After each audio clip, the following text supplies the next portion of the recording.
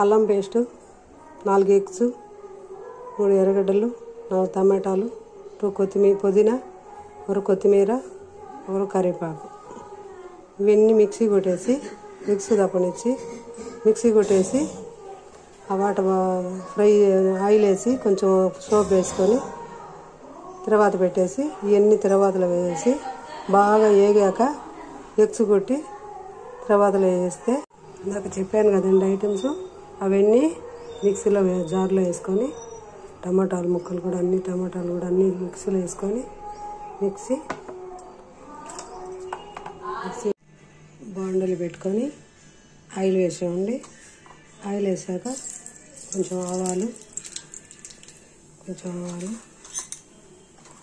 వేసి పసుపు, చిటికెడు జీలకర్ర వేసి మిక్సీ వేసుకున్నాం కదా, మిక్సీ వేసుకున్నది దీంట్లో వేసేస్తే ఆవాలు చెట్టుపాట్లు ఆడించి దాంట్లో వేసేస్తే కొంచెం బాగా వేగాలండి. ఇది బాగా వేగాక దాంట్లోనే అల్లం పేస్ట్ ఉంది కదా, 1 స్పూన్ అల్లం పేస్ట్, కొంచెం అల్లం పేస్ట్ వేసుకొని ఇట్లనే ఆయిల్లో కొంచెం బాగా యాగనియాల.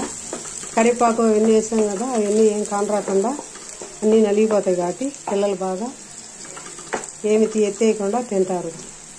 అయ్యే పైన వేసామనుకోండి టమాటా ముక్కలు, కరివేపాకు, కొత్తిమీర అవన్నీ పైన ఉంటాయి కాబట్టి అవన్నీ తీసేస్తారు. పిల్లలకు ఒళ్ళు పట్టదు కదండి, అందుకని అన్నీ మిక్సీ కొట్టేస్తే అన్నీ ఇట్లాగా కలిసిపోతుంది. ఉడుకుతుందండి. దాంట్లో కొంచెం తగినంత ఉప్పు అండి, సరిపోయినంత వేసుకుంటే బాగుంటుంది.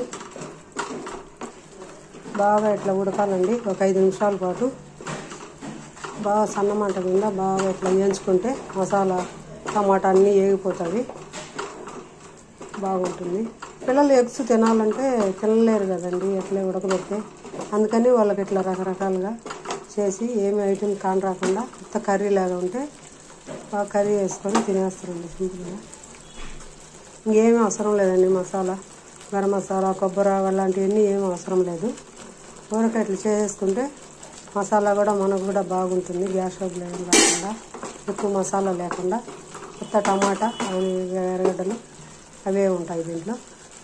కొంచెం అల్లం పేస్ట్ దానికి అంతే. తెల్లగడ్డ అట్లాంటివన్నీ ఏం అవసరం లేదండి. ఇది బాగా వేగుతుంది కదా, బాగా వేగాక ఉడికిపోయింది.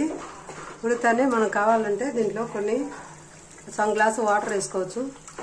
జ్యూస్ మాదిరి కావాలి కదా కర్రీ, అందుకని కొన్ని వాటర్ బాగా వేగాక ఒక సగం గ్లాసు అట్లా మనకు కర్రీ సరిపోయినంత కొన్ని వాటర్ వేసుకొని బాగా అట్లా ఉడికేటప్పుడు ఎగ్స్ కొట్టి వేసుకోవడమే. ఎగ్గు కొట్టేసేస్తే కొంచెంసేపు ఉంటే అది అట్లా ఎగ్గుగానే బాగుంటుంది.